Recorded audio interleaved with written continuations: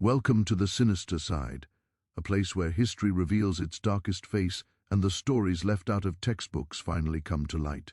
Here, we uncover unsettling events, forbidden truths, and real accounts that continue to echo long after they were meant to be forgotten. Before we begin, we invite you to leave a comment telling us where you're watching from and the exact time you're listening to this narration. Whether you've found us in the dead of night or during the quiet hours of the day, we're intrigued to know which parts of the world and what moments in time these disturbing stories reach. Now, take a breath, focus your attention, and step carefully, because once you enter the sinister side, history is no longer as innocent as it seems. Night he ran. The air itself seemed to hold its breath, heavy with heat and the buzzing of insects that never slept. He had learned long ago to measure time not by clocks or calendars, but by pain, hunger, and the shifting moods of the men who owned him. That night, pain told him to move.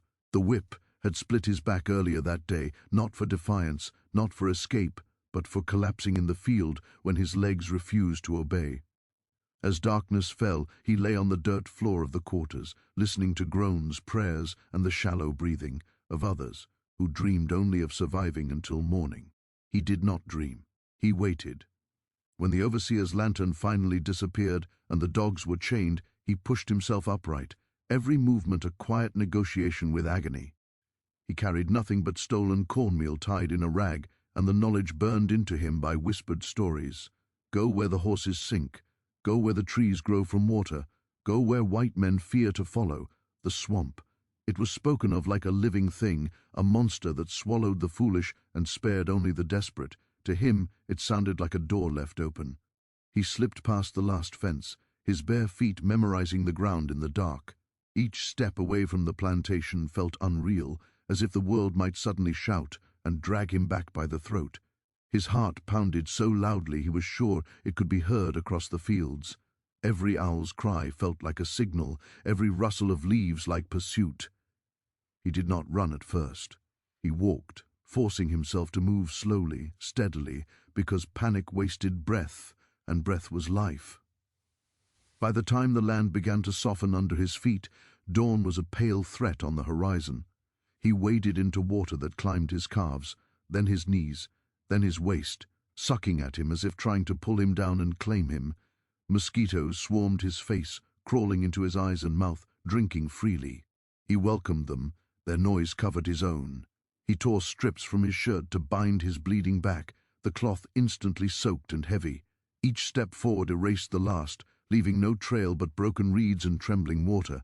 As the sun rose, the swamp revealed its cruelty. Heat pressed down like a hand on his skull.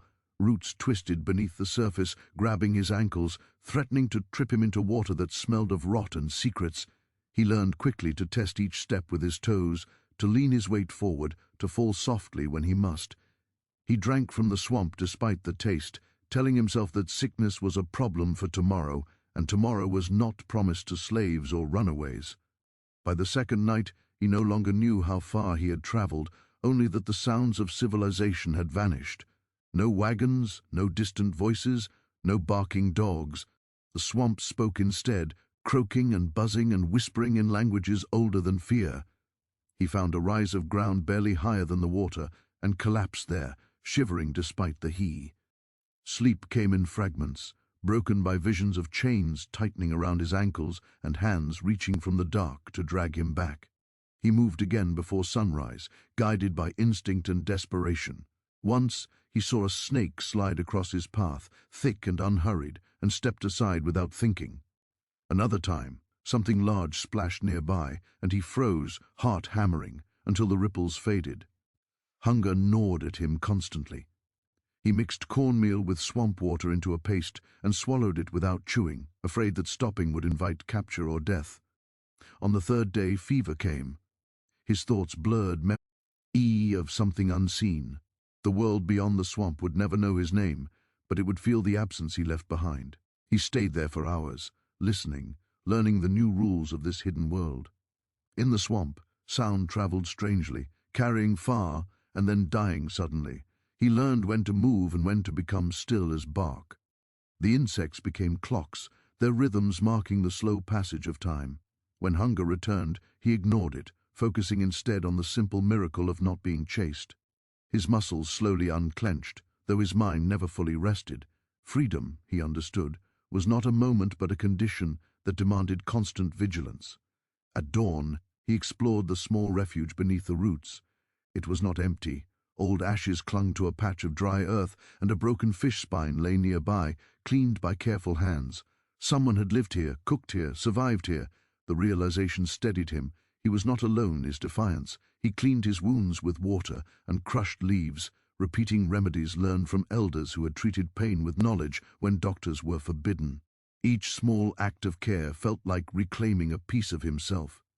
He practiced moving without leaving signs, stepping on roots instead of mud, disturbing water only where currents already moved. He learned how to cover his resting place, how to mask his scent, how to read the sky for storms that could either hide him or drown him. When rain came, he let it wash over him, lifting his face to the sky and swallowing clean water until his stomach ached. Rain meant no tracks, no dogs, no pursuit. Memories still attacked him in quiet moments. The auction block, the numbers shouted, the hands inspecting his teeth and arms. The way names were taken and replaced with commands. He forced those memories down, not denying them, but refusing to let them rule him. In the swamp, he renamed himself silently, choosing a name no one could steal. He spoke it only once, under his breath, and felt its weight settle into him like a promise. He began to understand that survival was not only about hiding, but about endurance. Each day he tested his limits, swimming short distances, holding his breath beneath mats of vegetation, learning how long he could remain unseen. He fashioned crude tools from bone and stone, crude but effective, proof that even stripped of everything, a man could still create. At night, he watched the stars through gaps in the canopy, mapping directions, imagining roads that did not exist above water. The fear of capture never vanished. Sometimes he thought he heard dogs, or voices, or the splash of boats, and his body reacted before his mind could reason. He would sink low, barely breathing, heart racing, ready to disappear entirely. When nothing came, he stayed still long after safety returned, understanding that caution was the price of tomorrow. Slowly, his body adapted. The fever broke, the wounds closed into scars. His senses sharpened. He LD smell changes in the water, hear the difference between wind and movement, feel vibrations through submerged roots. He was becoming part of the swamp, not its victim. That transformation frightened him, but it also empowered him. The place that was meant to kill him was teaching him how to live. One evening, as the sun bled into the water, he heard a sound that was not animal, not weather, not memory. A low whistle, brief and deliberate, echoed from far off. He froze, then answered with silence, remembering stories of signals passed between the lost. Minutes stretched. The whistle came again, closer this time. He did not respond. He waited, heart pounding, until a shadow moved through the trees with the careful confidence of someone who belonged. He did not step forward, not yet. Trust, like freedom, had to be earned. But as he watched the shadow disappear deeper into the swamp, he understood something fundamental had changed. His escape was no longer a solitary act. It was the beginning of a path others had walked and would walk again. The swamp was not just hiding him, it was gathering them. As night claimed the water and the world beyond vanished completely, he settled back into his shelter, listening to the living darkness around him. The plantation felt distant now, like a bad dream fading at dawn. Ahead lay uncertainty, danger and struggle, but also something he had never truly known: choice. And with that choice came the quiet, stubborn certainty that he would endure, and that his endurance would become a foundation for others to stand upon. He closed his eyes and breathed in the thick, wet air, letting the sounds settle into him until fear loosened its grip. Tomorrow would demand movement, decisions, risks he could not yet imagine. Tonight demanded only stillness. He pressed his palm into the mud and felt its cool certainty, grounding himself in the present. Whatever he became here, it would be by his own will. The swamp did not ask for papers or permission. It asked only respect and patience. In that unspoken agreement, he found the first true balance of his life, fragile but real, and he held on to it as sleep finally took him. When he slept, It was without chains, without commands, without the certainty of dawn bringing pain. The darkness was no longer a threat, but a covering, and beneath it his breath slowed, steady, alive. Somewhere beyond the water, history shifted quietly, unnoticed, as one man refused to remain where the world had placed him. The escape had begun, and would not end. The swamp was not empty wilderness as outsiders imagined. It was a shifting, breathing realm that followed rules invisible to those who feared it. To step into it was to leave behind the straight lines of roads and fences and enter a world that resisted order. Water and land traded places constantly, confusing the eye and betraying the careless. Sunlight filtered through tangled canopies in broken shards, never fully illuminating what lay beneath. Foe. The man who had fled into it, the swamp was no longer just refuge. It was an adversary, a teacher, and a judge that measured every mistake without mercy. Each morning revealed a different face. Fog clung low to the water, erasing distance and direction, making every sound feel closer than it was. A splash could be 10 feet away, or 100. The air carried the thick scent of decay mixed with life, rotting leaves feeding new growth, death and survival locked together. The ground shifted underfoot, sometimes firm enough to trust, sometimes collapsing without warning into cold, sucking depths. He learned quickly that hesitation could be fatal, but recklessness even more so. The swamp punished noise. A snapped branch echoed like a gunshot. A careless splash sent ripples racing outward, announcing presence to everything that listened. He learned to move as the animals did, slow and deliberate, letting his weight settle before committing. He learned that stillness was a skill, not an absence of movement, and that waiting could be as active as walking. In the swamp, patience kept men alive longer than strength. Danger came in forms both obvious and subtle. Snakes basked on half-submerged logs, their bodies indistinguishable from the wood until they moved. Insects bit constantly, drawing blood in tiny amounts that added up over days, weakening the careless. Leeches clung silently, fattening themselves while he slept. More than once he woke dizzy, forced to tear them free and pack mud into the wounds to stop the bleeding. Infection was a constant threat, invisible and relentless. Water, everywhere and yet never safe, tested him daily. Some pools were clear and sweet, others brackish or poisoned by decay. He learned to watch the animals, to see where birds drank and where they avoided. He learned to read the color of water, the way light reflected off its surface, the smell that rose from it. One wrong drink could end everything slowly and painfully. Survival demanded attention to details others never noticed. Predators watched him as well. Alligators slid silently beneath the surface, eyes just visible above the waterline, ancient and patient. He learned their patterns, when they fed, when they rested, how close was too close.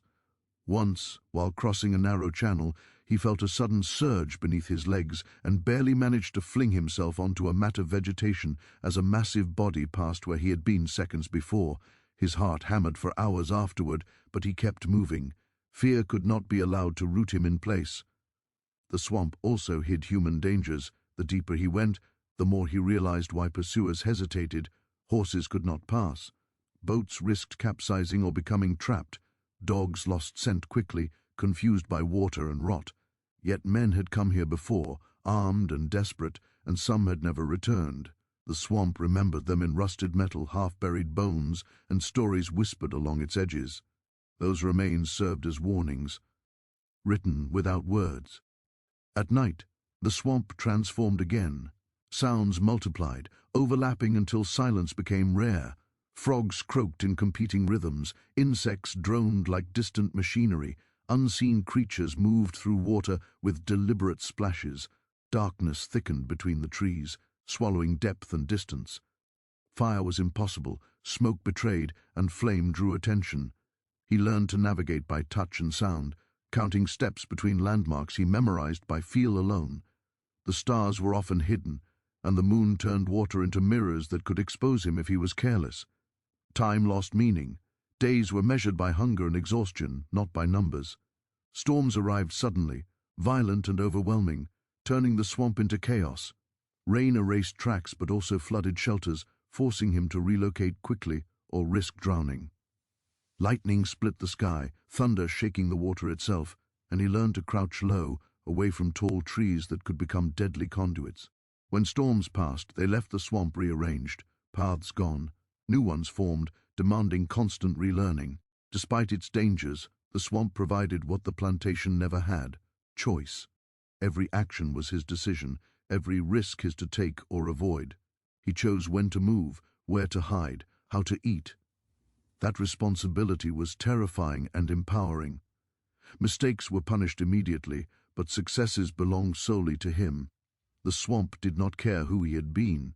It cared only how he behaved now. He discovered that the swamp had layers, both physical and social. Near its edges were signs of intrusion, abandoned traps, cut branches, boot prints quickly filled with water. Deeper in, those signs vanished. Trees grew thicker, water darker, and the sense of being watched intensified, not by men but by the place itself. He understood that survival required going where fewer dared, accepting isolation as protection. In that isolation his senses sharpened further. He could distinguish between the splash of a fish and the movement of something heavier. He could smell rain hours before it arrived, feel changes in pressure through his scars. Hunger taught him ingenuity. He trapped small animals, learned which plants could be eaten, which could heal, which burned the skin. Each discovery was paid for with trial, error, and sometimes pain.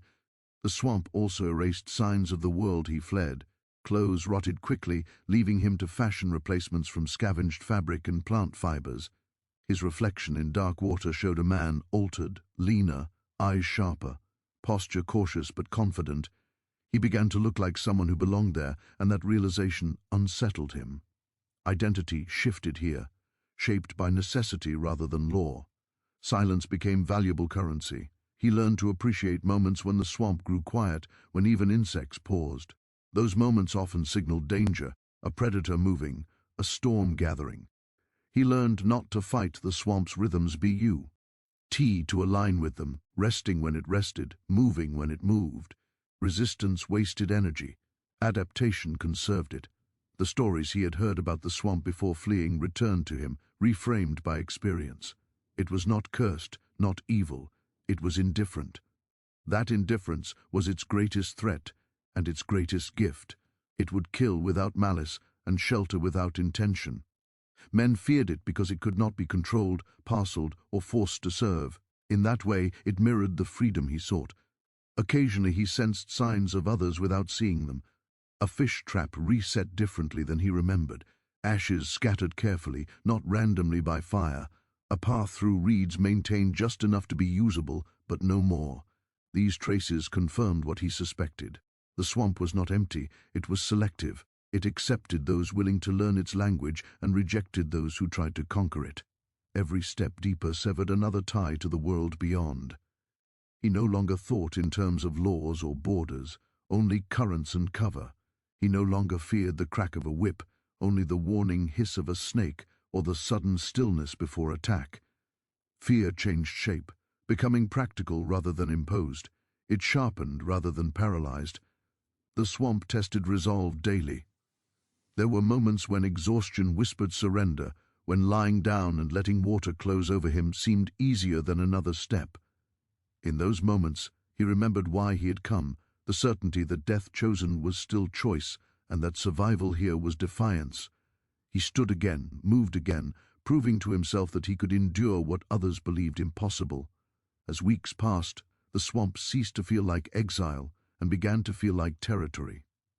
Not owned, but known. He knew where water ran deepest, where ground held firm, where danger lingered longest. Knowledge replaced fear slowly, not erasing it, but tempering it. He understood now why the swamp defeated pursuers. It demanded humility, patience, and surrender to complexity, qualities men hunting other men rarely carried. In the end, the swamp was not merely a hiding place. It was a barrier, a filter, a proving ground. It stripped away weakness and exposed intent. Those who entered seeking to dominate were consumed. Those who entered seeking to survive were tested until they either learned or perished. He learned, and in learning, he crossed an invisible boundary, leaving behind the world that had claimed him and stepping fully into one that answered to no master. The swamp had swallowed the world he fled, and in doing so, it had given him another, harsh and unforgiving but undeniably his. The idea of building anything in the swamp felt at first like madness. Nothing stayed still long enough to trust. Water rose and fell without warning, ground dissolved under pressure, and decay claimed every careless object left behind. Yet survival demanded more than constant movement.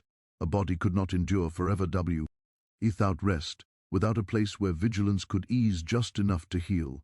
The swamp forced him to think differently, to imagine shelter not as walls and roofs, but as concealment, balance, and silence. He began by watching before acting. For days he observed how water moved after rain, which areas flooded quickly and which held firm. He learned where roots knotted together thickly enough to bear weight, where fallen trees created natural platforms above the mud. He tested these places cautiously, pressing his weight down inch by inch, retreating at the first sign of collapse. Every mistake here cost energy, and energy was life. The first shelter was barely more than a hollow beneath a tangle of cypress roots. He widened it with his hands, careful not to disturb the surface too much. Mud packed tight could hold if shaped correctly. He reinforced weak points with branches wedged into place, their ends hidden beneath water to avoid detection. Above him, roots and vegetation formed a natural ceiling, breaking up his outline and masking heat and scent. It was not comfortable, but comfort was not the goal. Invisibility was. Living beneath the surface of the swamp required learning to breathe differently. Air moved slowly under thick cover, heavy and damp. He trained himself to keep breaths shallow, steady, minimizing sound and movement. At times, water crept so close that he lay half submerged, nose just above the surface, trusting the cover to keep him hidden. The cold seeped into his bones, but he endured it, knowing warmth drew attention. Every object he kept had to justify its existence. Nothing could be wasted. He stored food in sealed hollows carved into submerged logs, using water as both camouflage and preservation. Fish and small animals were cleaned far from his shelter, remained scattered to avoid patterns. Fire was used sparingly, only when rain and wind could erase its traces quickly. He learned to cook with minimal smoke, using damp wood and controlled heat, extinguishing embers completely and dispersing ash into flowing water. Over time, the shelter evolved. What began as a single hiding place became a network of small refuges, each serving a purpose. One place for rest, another for food storage, another for observation. None were connected directly, so discovery of one would not reveal the others. Movement between them followed irregular paths, changed often to avoid habit. The swamp rewarded unpredictability.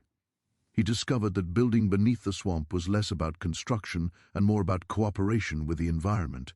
Roots were not obstacles but beams. Mud was not filth but mortar. Water was not an enemy but a curtain. He shaped spaces that looked untouched from above, leaving the surface exactly as he found it. The most successful shelters were those that did not announce themselves even to him until he was directly inside. As his confidence grew, so did his ambition. He expanded spaces enough to allow sitting upright, enough to work with his hands during storms without being exposed. He lined floors with layers of bark and woven reeds to lift his body above constant damp. He learned which plants repelled insects and hung them strategically, reducing bites and disease. Small improvements accumulated into something resembling stability. Loneliness pressed heavily during this phase. Building was silent work, and silence left room for memory. Yet the act itself grounded him. Each shelter was proof of agency, a statement that he would not merely survive day to day, but carve out continuity. In shaping space he shaped time, creating a tomorrow that resembled today closely enough to plan. Signs of others appeared more frequently now. A pole placed deliberately in shallow water, marking safe passage. A hidden platform built higher than his own, evidence of longer residence. These discoveries altered his approach. He began to think not just of individual survival, but of shared knowledge. He studied the craftsmanship of these structures, learning from them without disturbing them. Whoever built them understood the swamp deeply. They were not visitors, they were inhabitants. Eventually, necessity pushed him to risk contact. He left subtle signs near one of the shelters he believed active, a pattern of sticks arranged unnaturally but discreetly, a carved mark repeated twice, a question rather than a declaration. Days passed with no response. Then one morning the pattern had changed. altered just enough to signal recognition. The swamp had introduced him, quietly. With that unspoken connection came new understanding. Shelters here were not homes in the traditional sense. They were nodes in a hidden system, designed to support movement, secrecy, and resilience. No single place mattered enough to defend at all costs. If compromised, it would be abandoned without regret. Attachment was dangerous. Adaptability was survival. He adjusted his own structures accordingly, making them easier to dismantle, easier to vanish. He learned to erase signs quickly, restoring disturbed mud, repositioning vegetation. The swamp forgave small disturbances if corrected promptly. Carelessness, however, lingered like a wound. As weeks turned into months, the act of living beneath the swamp became routine. He slept in short cycles, ate deliberately, moved purposefully. His shelters bore the marks of use, but not of presence. To an outsider, they would appear as nothing more than natural formations. To him, they were anchors, points of return in a world without maps. More importantly, they were symbols. Each hidden space represented a refusal to be transient prey. He was no longer merely passing through the swamp. He was establishing himself within it, adapting his life to its logic rather than fleeing blindly. Beneath water and roots, a different kind of existence was taking shape, fragile but intentional. The shelters also changed how he saw freedom. Freedom was not wide-open space or endless move. It was the ability to stop without fear, to rest without permission, to build without oversight. Even buried in mud and shadow, that freedom felt vast. When storms raged and water surged, his shelters held. When hunters skirted the edges of the swamp, they passed without sensing what lay beneath. Each successful concealment reinforced a truth he had begun to accept. The swamp did not merely hide him, it allowed him to exist on his own terms, unseen but undeniable. And somewhere under the tangled roots and dark water, something else was forming. Not just a man's refuge, but the early architecture of a hidden way of life. One shelter would lead to another. One survivor would recognize another. Beneath the swamp, quietly and patiently, the foundations of a place no map would ever record were being laid. At first, the presence of others revealed itself not through voices or faces, but through absence and alignment. A fish trap emptied, but carefully reset. A narrow passage through reeds kept open just enough to pass without sound. Ashes scattered in a way no storm would manage. These were not accidents. They were decisions made by hands that understood the same rules he had learned through pain and patience. The swamp was no longer speaking only to him. It was carrying messages between the unseen. He did not rush toward them. Survival had taught him that curiosity could be fatal. Instead, he adjusted his movements, slowed them further, widened his awareness. He paid attention to timing, noticing when certain paths felt occupied and when they fell silent. He learned to sense proximity without sight, the subtle pressure of another presence sharing the same hidden space. This was not companionship yet, it was coexistence. The first encounter happened without ceremony. One morning, while checking a storage hollow, he felt it before he saw it, a shift in the air, a tension that did not belong to animals. He froze, breath shallow, fingers resting on the mud. From behind a curtain of hanging moss, a figure emerged slowly, deliberately, hands empty and visible. The man was thin, scarred, eyes sharp with the same cautious intelligence reflected back at him. Neither spoke. Speech felt dangerous, unnecessary. They studied each other in silence, measuring threat and intention. Both understood the rules instinctively. No sudden movements, no demands. Trust here was not given, it was negotiated moment by moment. After a long stretch of stillness, the other man inclined his head slightly, a gesture of acknowledgement rather than greeting. Then he stepped back into the cover, vanishing as smoothly as he had appeared. The encounter ended as it began, without sound. Days passed before the second sign appeared. A bundle of roots left near a path he frequented, edible and carefully cleaned. It was an offering, not charity. He accepted it without celebration, leaving in return a small tool he had fashioned, its placement subtle but intentional. The exchange marked a shift. They were no longer merely avoiding each other, they were communicating. Gradually, patterns formed, short whistles carried at specific times, brief and indistinct to outsiders, but meaningful within the swamp's acoustics. marks carved shallowly into bark, visible only from certain angles. These signals did not point directly to shelters or people. They guided movement, warned of danger, marked safe passage. They formed a language built not on words, but on shared risk. More figures emerged over time. A woman with a child who never cried above a whisper, an older man whose limp forced him to rely on elevated platforms others maintained for him, a pair of brothers who moved together with mirrored precision. Each arrival expanded the invisible web. None claimed authority. Leadership here was situational, shifting according to knowledge and need. The swamp did not tolerate hierarchy easily. They gathered rarely and briefly, never all at once. When they did, it was in places chosen for their ability to erase evidence quickly. Conversations were quiet, fragmented, interrupted often by listening. Stories were shared sparingly, enough to explain scars or skills, never enough to invite pity. Most had fled different plantations, different owners, but the patterns of violence were familiar, enough to require no elaboration. With numbers came new challenges. More people meant more movement, more disturbance, greater risk of discovery. The solution was not consolidation, but distribution. They spread out, maintaining distance while staying connected through routes and signals.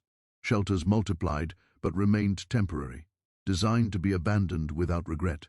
The colony, if it could be called that, existed not as a single place, but as a network of absences. Food gathering became coordinated. Fishing areas rotated to avoid depletion. Traps were shared, checked by different hands at different times. Knowledge of edible plants was pooled, reducing individual risk.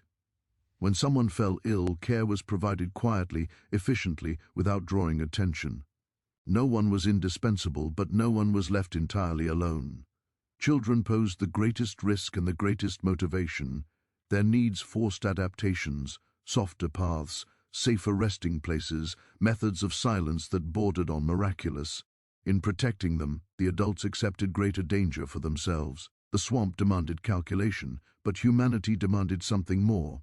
That tension shaped the colony's ethics more than any spoken rule. Outside threats loomed constantly. Slave catchers skirted the edges of the swamp more frequently as disappearances increased. Occasionally boats ventured further in, men armed and uneasy. The colony responded not with confrontation but with misdirection. False paths were created, traps set not to kill but to delay. Sounds were manipulated to draw pursuers into deeper, more treacherous ground. The swamp did the rest. Success bred confidence, but never complacency, ever. A close call reinforced discipline. Mistakes were corrected quietly. Those who took unnecessary risks were confronted not with punishment, but with withdrawal of support. In the swamp, isolation was consequence enough. Survival depended on collective restraint. Over time, the colony developed rhythms. Certain days favored movement, others rest. Storms were opportunities for relocation. Droughts demanded conservation. They learned to read signs together, interpreting changes faster and more accurately than any individual could alone. Shared perception became their strength. No one named the colony. Naming felt dangerous, like carving existence into the attention of the world beyond. Instead, they spoke of directions, of routes, of temporary gatherings. Identity remained fluid, yet beneath that fluidity was something solid forming, a shared understanding that this was no longer a series of individual escapes. It was continuity. The man who had first entered the swamp alone recognized the shift with quiet awe. What began as personal survival had become collective resistance. Each new arrival validated the risk he had taken. Each shared meal reinforced the purpose of endurance. The swamp, once an enemy, had become a shield wide enough to shelter many. As months passed, some members moved on, using the colony as a passage rather than a destination. They were guided toward distant safe zones, carrying knowledge with them. Others stayed, bound by injury, age, or choice. The colony adapted, shrinking and expanding without losing coherence. Its strength lay in flexibility.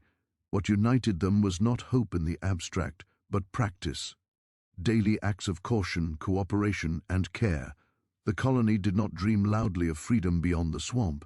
It lived freedom quietly within it. That quiet was its greatest defense. By the end of the year, the swamp held more than water and roots. It held memory, strategy, and a growing lineage of defiance. Beneath its surface, a town without streets or buildings was taking shape, defined not by permanence, but by persistence. The first signs of a secret colony were no longer just traces. They were proof that disappearance could be multiplied, that vanishing from the world that hunted did not mean ceasing to exist. It meant existing differently, together, unseen yet enduring, beneath the swamp that had swallowed the world above. Movement between the hidden places could not be left to chance. As the number of people using the swamp increased, randomness became dangerous. Paths formed naturally where feet passed repeatedly, and paths were invitations to discovery. The colony learned quickly that survival depended not only on hiding, but on controlling how movement occurred, when it happened, and who knew where. Travel itself became a discipline, practiced and refined until it left almost no trace. They never moved during full daylight unless forced. The sun exposed ripples in water, bent reeds, disturbed mud. Night offered cove. But it also magnified sound. The solution was timing. They traveled in the narrow windows when light was low but not gone, when fog settled thick and heavy, when rain softened every footstep and blurred every mistake. Weather was no longer inconvenience, it was strategy. Routes were never straight. A direct path was efficient, but efficiency attracted attention. Instead, they created wandering corridors through the swamp, routes that curved, doubled back, dipped into deeper water, then rose again unexpectedly. Anyone following without intimate knowledge would tire, lose direction or panic. Those who belonged memorized these paths not as lines, but as sequences of sensations. 3 soft steps, 1 root under the left foot, water to the knee, then the smell of rot stronger than before. Memory here was physical. Signals guided movement without revealing destinations. A broken reed angle just so meant danger ahead.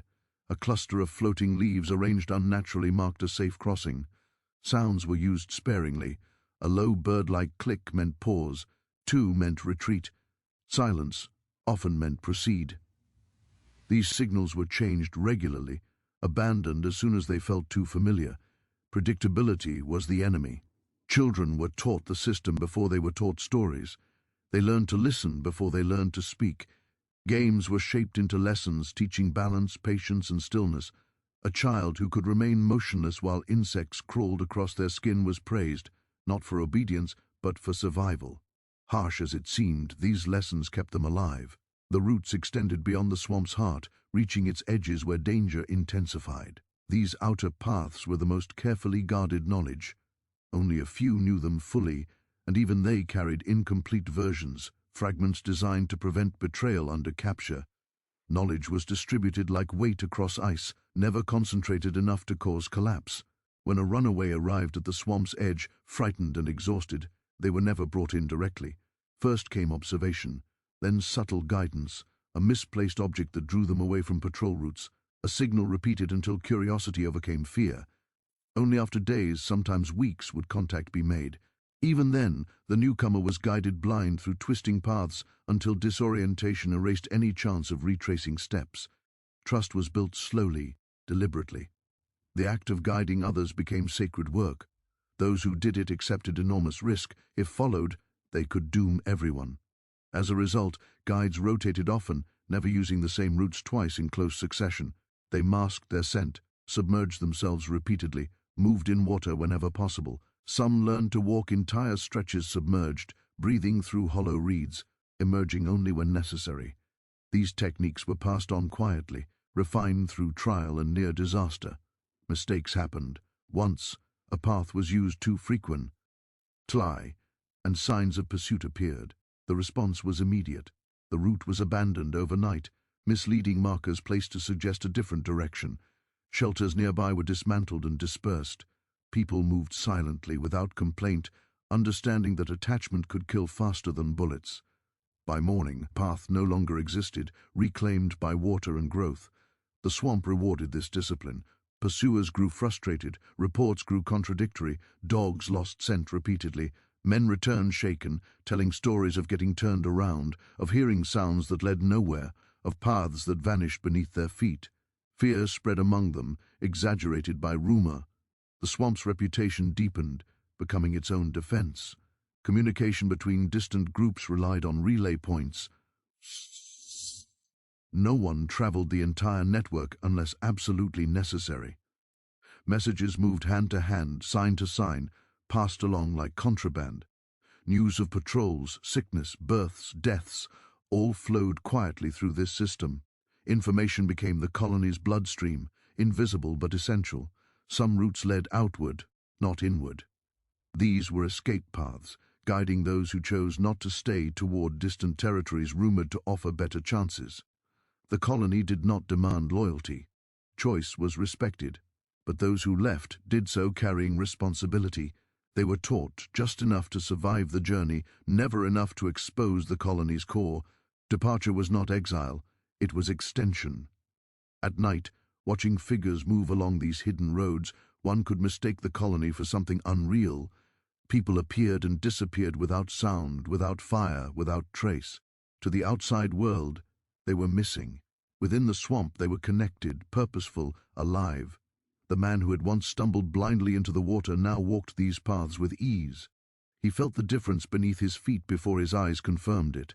He guided others with calm authority, not because he commanded, but because he listened. His role shifted from survivor to conduit, a living link between those who fled and those who endured. The paths also shaped how the colony thought.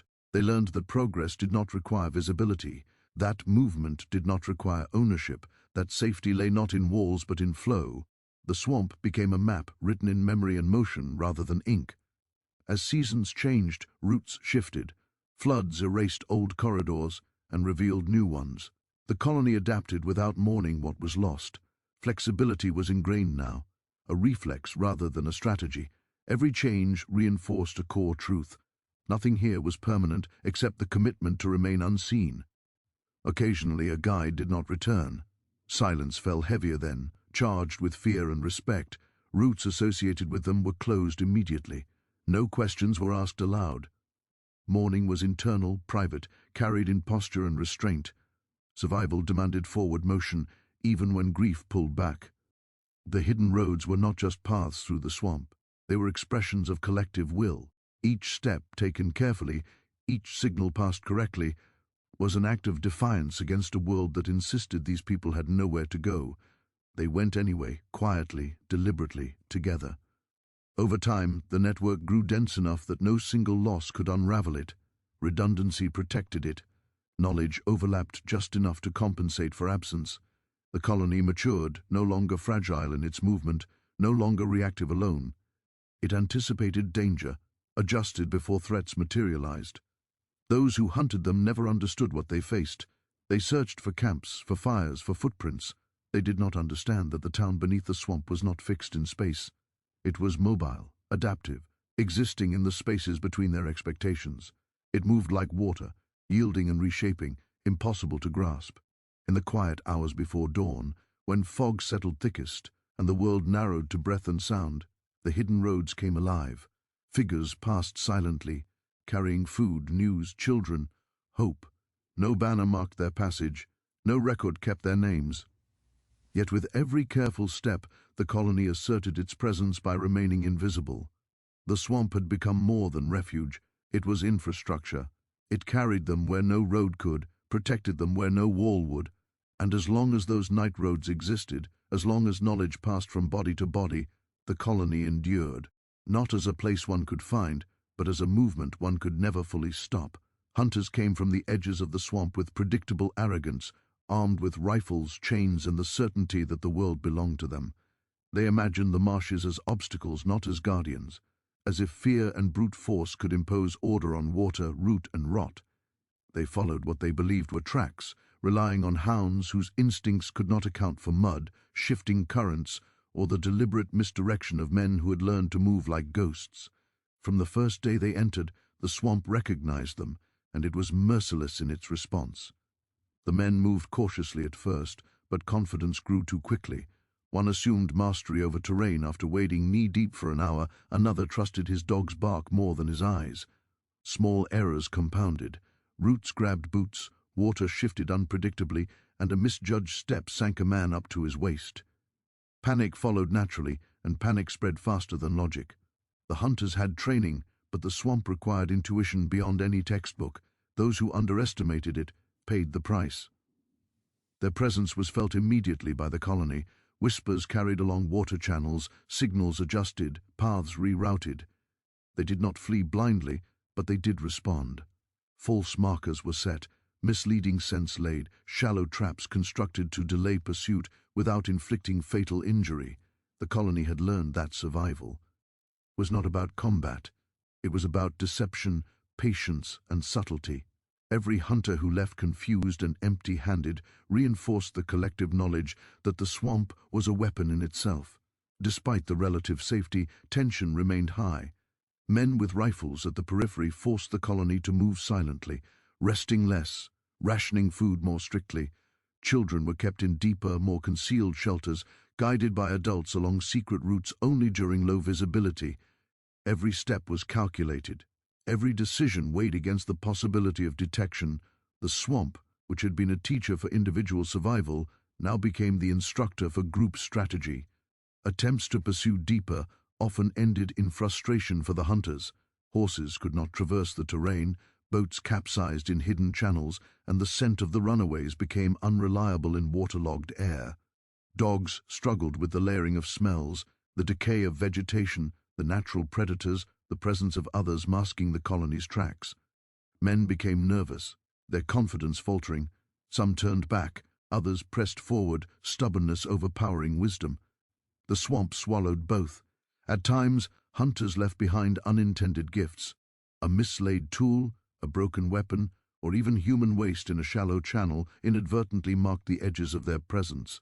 The colony exploited these mistakes, reading each trace and incorporating the lessons into their growing knowledge of the swamp. Every encounter became data, every misstep teaching patience, caution, and ingenuity. It was the slow accumulation of intelligence that ensured their survival more than physical strength ever could. The hunters themselves were divided. Some believed in relentless pursuit, others feared what they could not see or predict. Their cohesion faltered in the swamp. Arguments over strategy, impatience, and exhaustion fragmented their efforts. Small victories, capturing a stray animal, stumbling upon a marker, were celebrated briefly but rarely led to meaningful progress. The swamp required respect, and the hunters did not understand that lesson. The colony watched all of this silently. Observing without revealing themselves became an art form. Movement was timed with shifts in light, with fog, with the wind. Signals were altered constantly. Paths were layered with deception. Even when hunters ventured dangerously close, the colony remained ghosts. No one was caught. No one panicked openly. Each narrow avoidance reinforced cohesion, confidence, and the understanding that survival depended on collective skill. Sometimes the hunters abandoned entire expeditions, frustrated by disorientation, exhaustion, or the relentless obscurity of the swamp.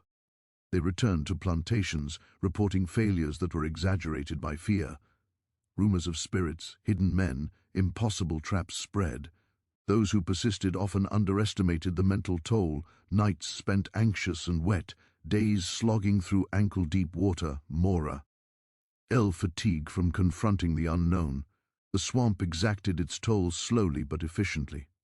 Through all of this, the colony maintained its delicate rhythm. They moved, rested, ate, and communicated according to the lessons the swamp had taught them. Their invisibility was both armor and identity. Hunters could come, search, and retreat bewildered, but the people beneath the roots and water continued to endure. Each encounter reaffirmed the logic of hiding, the necessity of cunning, and the advantage that understanding the land provided over force alone. What the hunters never realized was that their intrusion strengthened the colony rather than weakened it. Every chase honed reflexes, every failed attempt reinforced trust, every near discovery underscored the importance of silence. Survival was no longer accidental, it was intentional. The swamp, the colony, and its people had become inseparable, a system designed to withstand pursuit indefinitely. In the end, the hunter's presence was both a threat and a teacher. They forced vigilance, encouraged innovation, and shaped the colony's structure. They never crossed far enough into the swamp's depths to learn that the real town existed not in a single location, but as an entire network of paths, shelters, and signals. The hunters could threaten, frustrate, and frighten, but they could not penetrate the living architecture of the hidden colony. The swamp, patient and indifferent, had made sure of that. Even when the danger seemed greatest, the colony moved like water. They shifted silently, leaving nothing behind, observed silently, and adapted constantly. The hunters remained on the periphery, shadows of authority in a realm that no longer answered to them. And beneath the roots and water, life persisted, quiet, unseen, and entirely on its own terms. The swamp had not only hidden them, it had forged them, resilient against the most determined intrusions. The town beneath the swamp was a place that never existed in maps, in census records, or in the stories of those who passed along the edges of the marsh. To anyone outside it was invisible, a rumor, a phantom whispered in fear. Yet for those who had fled the plantations and survived the treacherous paths through water and root, it was as real and as vital as any city built of stone and mortar. It was a settlement defined not by permanence, but by presence, not by streets, but by networks of hidden shelters, carefully maintained paths, and a web of understanding that bound its inhabitants together. The structures were simple yet ingeniously adapted to their environment. Beneath layers of roots, above mats of floating vegetation, and along submerged logs, they had created places to rest, store food, and tend to the sick or injured. None were built to impress. All were designed to vanish when the swamp demanded it. Branches and mud reinforced weak points, leaves and bark masked entrances, and the water itself served as a curtain. From above, there was nothing. To indicate life below. To outsiders, these places were nothing more than natural formations, yet to those who lived within, each one was a home, a station, a sanctuary. Life in the town was a rhythm learned from necessity. The day began not with sunlight, but with careful assessment of the swamp's moods. Movement was deliberate and measured. Food was gathered with precision, traps checked, water tested for safety.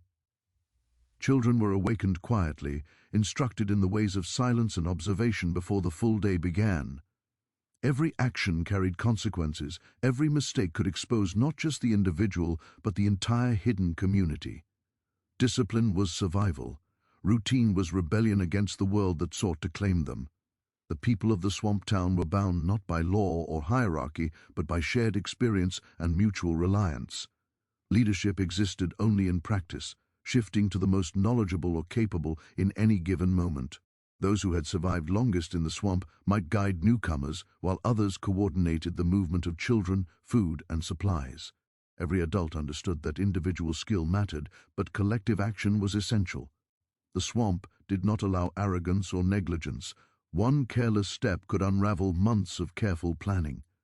Communication relied on subtlety. Signals carved into bark, arrangements of sticks, brief whistles and floating markers allowed information to move through the settlement without revealing positions. Knowledge of these codes was distributed carefully, with redundancy built in, ensuring that even if one pathway or individual was lost, the system remained intact. Every member of the colony learned to read the signs, to interpret patterns, and to contribute silently to the ongoing maintenance of security. Children grew up knowing the swamp as home. They learned to move without making a sound, to read the subtle shifts in water and wind, to sense when danger was near. Their play was never careless, it was practice. They ran along partially submerged logs to train balance, climbed root networks to learn stealth, and memorized paths in sequences of sensation rather than sight. Their education was practical, imparted through example, repetition, and the necessity of survival. In this way, knowledge passed naturally from one generation to the next, ensuring continuity without exposing the settlement to outsiders. Food was a constant concern. The swamp provided fish, small game, edible plants, and waterfowl, but these resources were never abundant enough to allow waste. Hunting and gathering were coordinated to maintain balance, with different individuals responsible for specific areas or tasks. Traps were reset and shared. Paths to productive fishing holes rotated to prevent depletion. Cooking was done cautiously, using minimal fire to avoid smoke, and food was often prepared near water so that scent would dissipate. The community learned to treat scarcity as a discipline, not merely a challenge. Health was a constant negotiation with the environment. Cuts and bites could become infected quickly in the damp heat. Fever could rise unnoticed under layers of roots and leaves. The swamp's plants became both medicine and shield. Leaves with antiseptic qualities were applied to wounds. Certain roots were boiled into teas to reduce inflammation or stave off disease. Knowledge of these remedies was passed quietly among the adults, while children were taught to recognize dangerous insects and plants. Care for one another was both practical and moral. The survival of each individual reinforced the survival of all. The social fabric of the town was built on trust, earned through action rather than words. Betrayal was rare because the cost of mistakes or deception was immediate and personal. Each member of the colony had witnessed or endured the punishments of the plantations. The experience of oppression and flight created a shared understanding. Survival depended on vigilance, cooperation, and respect for the environment and each other. Decisions were often made collectively, with silent consensus or a shared look, and the absence of hierarchy reinforced equality while maintaining effectiveness. The swamp itself became part of the community. Waterways were treated as roads, roots as walls, mud as foundation. Individuals learned the personality of specific sections, noting where currents shifted, where water levels rose or fell seasonally, where predators lingered. This intimate knowledge allowed the colony to move confidently, even in the absence of tools or weapons. The swamp provided concealment, sustenance, and structure. It was both protector and teacher, shaping the daily lives of the town's inhabitants. Over time, the town developed a pattern of permanence without stability. Shelters were maintained and reinforced, yet they were never permanent. Floods could wash structures away, hunters could discover a hiding place, the swamp itself could force abandonment. This impermanence was a feature, not a flaw. The settlement was designed to exist flexibly, to shift and adapt as necessary. Memory and skill replaced bricks and mortar. In this way, the town was enduring precisely because it could disappear at a moment's notice. Children born in the settlement grew up without knowing the plantations they had fled. Their earliest memories were of moving silently through water, hiding beneath roots, and reading the subtle signs that guided daily life. Stories of capture, punishment, and escape were told sparingly, enough to warn but not to terrify. These narratives created a sense of identity rooted in resilience and ingenuity rather than victimhood. The colony became more than survival, it became culture, transmitted through action and memory rather than written record. Trade and interaction were internal. Goods, knowledge, and assistance circulated without attracting outside attention, those skilled in crafting tools, setting traps, or navi. Gating the most treacherous passages shared their expertise. Newcomers learned quickly from the experienced, their initiation measured by skill and attentiveness rather than ritual or ceremony. This sharing reinforced bonds and ensured the collective competence of the town. Individual expertise became a communal asset. The settlement maintained a balance between visibility and concealment. No single area ever contained more than a few people at a time. Noise was minimized, movement calculated, and signs erased once used. Even when hunters or outsiders approached the edges, the town adapted. False paths were laid, signals manipulated, and traps constructed to delay or mislead. These tactics were refined over years, informed by experience and observation. Each challenge strengthened the community rather than weakening it. Despite constant vigilance, the town was not joyless. Laughter, whispered stories, and quiet songs occasionally passed through shelters, often when children were present. These moments of humanity reinforced resilience. They reminded the inhabitants that they were alive, not merely surviving. They reinforced identity and purpose. Even in a place built to disappear, life had moments of celebration and warmth. The town had no single leader, but it had elders of experience, those who had survived the longest, and learned the swamp most intimately. They guided decisions, taught newcomers, and mediated conflicts. Their authority was not imposed but earned, rooted in knowledge and survival skill. Decisions were practical, driven by the needs of the community rather than ego or tradition. Consensus was preferred, but necessity dictated action when hesitation could be fatal. The hidden colony endured through a combination of skill, adaptation, and cooperation. It relied on silence as much as on observation, on the disciplined movement of people as much as on the protection of the swamp. The town existed outside recorded history, unseen by the authorities that sought to enslave or control its members. Its people defined it not by walls or names, but by shared survival, memory, and the knowledge that they were building something lasting beneath the surface of a world that would never acknowledge them. In the end, the town beneath the swamp was more than a collection of shelters and paths. It was a community forged by necessity, refined through experience, and sustained by cooperation. It was a place where freedom existed not in proclamations but in quiet competence, where life persisted under layers of water, root, and soil. To outsiders, it never existed. To those who lived within, it was everything: a refuge, a network, a home, and a statement of defiance that the world could not erase. Its permanence was measured not by architecture but by endurance. Its reality was defined not by maps but by the people who moved silently through its hidden roads, survived its tests, and continued to thrive beneath the swamp's ever-watchful canopy. The town officially never existed, and yet it flourished. Each day brought challenges, threats, and the constant need for adaptation. Yet through careful planning, shared knowledge, and unspoken understanding, the colony endured. It was a society without formal structure, yet perfectly organized in its function. Invisibility became a form of power. Silence became a language. And beneath the swamp, a community of human beings claimed space for themselves, a space the world above would never find, understand, or conquer.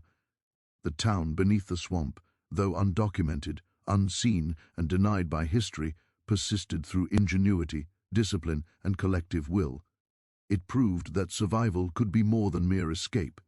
It could be a quiet revolution of existence, and in that persistence, generations found continuity, safety, and a freedom that could not be granted. It had to be seized, maintained, and nurtured every day beneath the dark, watery canopy of a swamp that would never betray them. The hidden town beneath the swamp had become more than a refuge. It was a living testament to resilience, ingenuity, and the quiet assertion of freedom in a world determined to deny it. Over the years, the colony had evolved, shaped by the rhythms of water and root, by the threats that approached from beyond the swamp's edges, and by the shared determination of those who refused to remain captives of the plantations. Each individual brought a story of pain, endurance, and survival, and together they wove a tapestry of secrecy and life that was invisible to outsiders, yet fully realized beneath the tangled canopy. Time in the swamp was measured differently. Days were not marked by calendars or clocks, but by the subtle cues of the environment, the angle of sunlight filtering through dense foliage, the rise and fall of water levels, the behavior of animals, the pressure of the wind, and the occasional warning calls of birds or frogs. These signals dictated movement, rest, and activity. The colony learned to read them with precision, synchronizing their daily routines to the rhythms of nature rather than the dictates of any outside authority. In this way, life became a conversation with the swamp itself. The population of the town was never fixed. People arrived, guided by the subtle signs and pathways maintained by the colony, and some eventually left, venturing toward rumored safe havens beyond the swamp. Those who remained shared knowledge, skills, and responsibility. Roles were fluid but purposeful. Some specialized in gathering and preparing food, others in navigating paths and monitoring threats, still others in teaching children to move silently and survive without exposure. Every contribution mattered, and no one could afford carelessness. In the absence of formal leadership, respect was earned through competence, experience, and the willingness to act for the good of all. Communication, both within the town and with those at its periphery, was a careful art. Signa. LS carved into bark, arrangements of leaves or sticks, low whistles, and subtle changes in the placement of objects conveyed messages without revealing more than necessary. Knowledge of these signs was treated as sacred, passed on deliberately and selectively to maintain security. The entire community participated in interpreting and reinforcing these signals, creating a network of information that allowed the town to operate with remarkable cohesion despite its dispersed and hidden nature.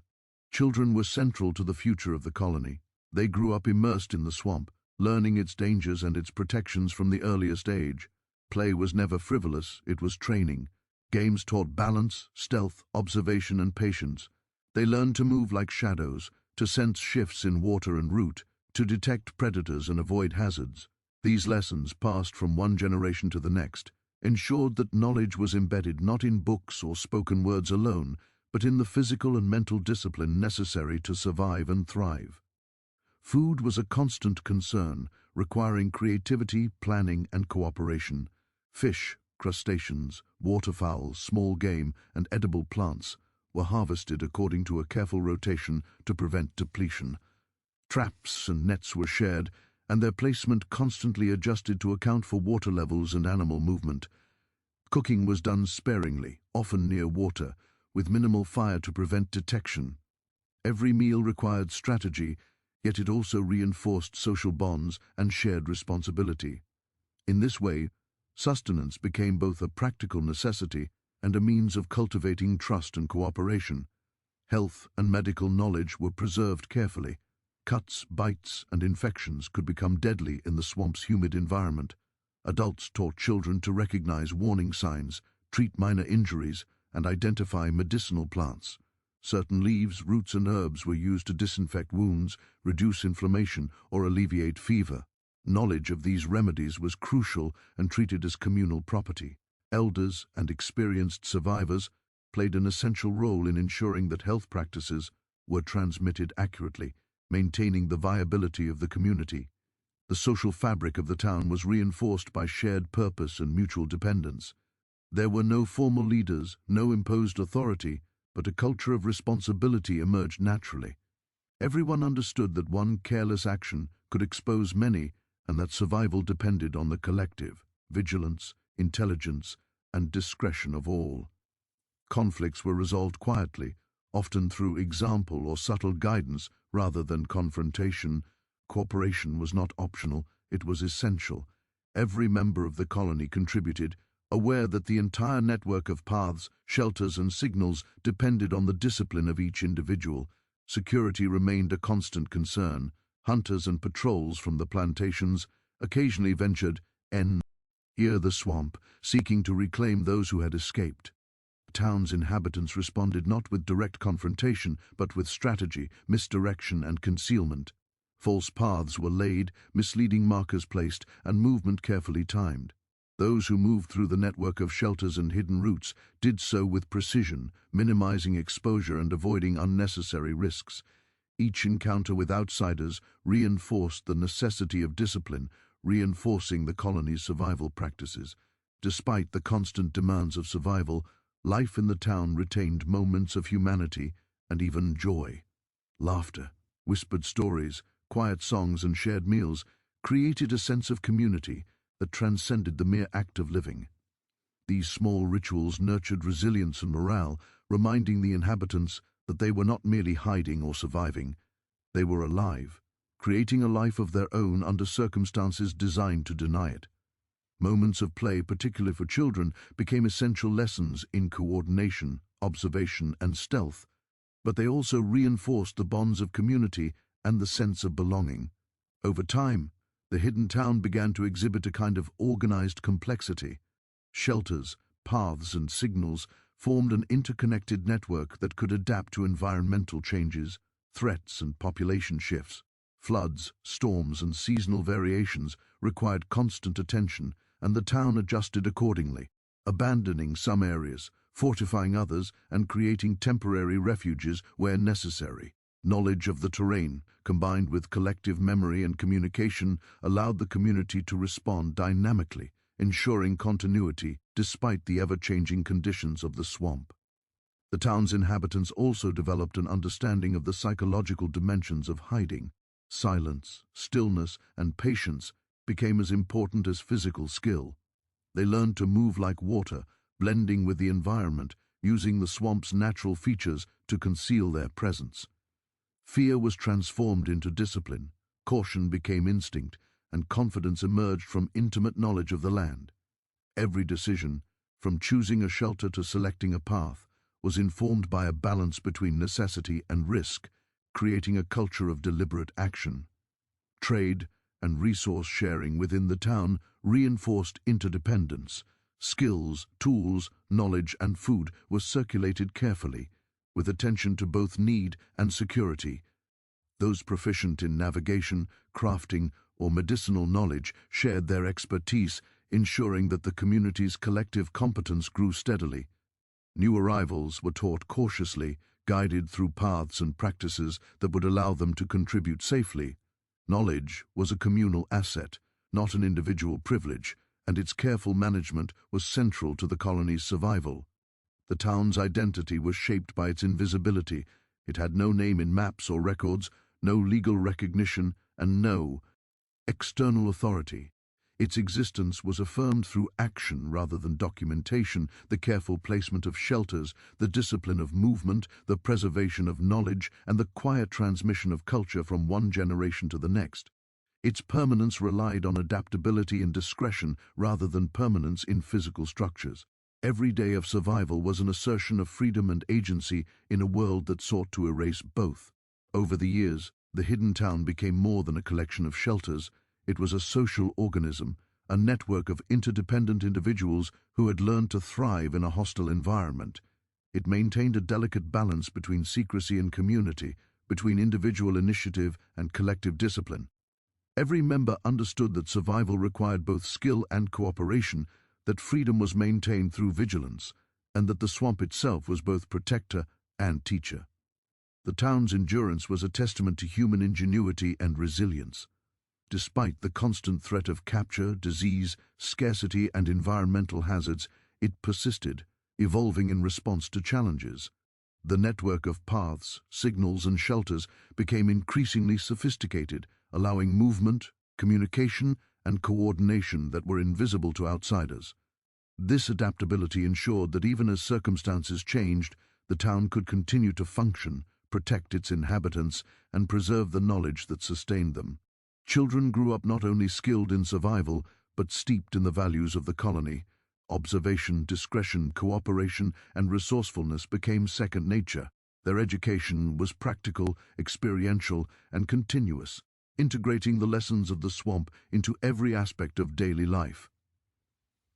Through these practices, the hidden town ensured that each generation was equipped to maintain the colony, reinforcing continuity despite the inherent impermanence of its physical structures. The swamp itself was inseparable from the identity of the town. Waterways, root networks, and vegetation were not merely obstacles, they were infrastructure, defense, and home. Every decision about movement, shelter, and resource management was informed by the environment. The inhabitants moved in harmony with the land, respecting its patterns, predicting its changes, and adapting to its rhythms. In this way, the colony transformed the swamp from a place of danger into a space of empowerment. By maintaining flexibility, secrecy, and discipline, the town beneath the swamp endured as a hidden world of its own making. It demonstrated that freedom and community could exist even in circumstances designed to prevent them. Its residents created a culture rooted in survival, knowledge, and mutual dependence, passing these principles to new generations without leaving a trace for outsiders. In the final analysis, the hidden town was a triumph of human resilience. It existed entirely outside recorded history yet represented a profound assertion of agency and life. Through careful planning, shared knowledge, and intimate engagement with the swamp, the colony not only survived but thrived. Each day, each careful step, and each act of cooperation reinforced the reality of a community that could never be found, controlled, or erased. It was a living, breathing testament to the possibility of freedom beneath the most oppressive circumstances. Even after decades, the town remained unseen, its presence known only to those who had entered and survived. It was a sanctuary, a school, a network, and a home. It embodied the lessons of adaptation, the power of collective action, and the quiet assertion of self-determination. The hidden town beneath the swamp was more than survival. It was life, deliberately shaped, fiercely protected, and enduring beyond the reach of those who would deny its existence. It remained, beneath the tangled roots, dark waters, and dense canopy, a secret city of resilience, freedom, and continuity, invisible to the world, yet indelibly real to all who called it home.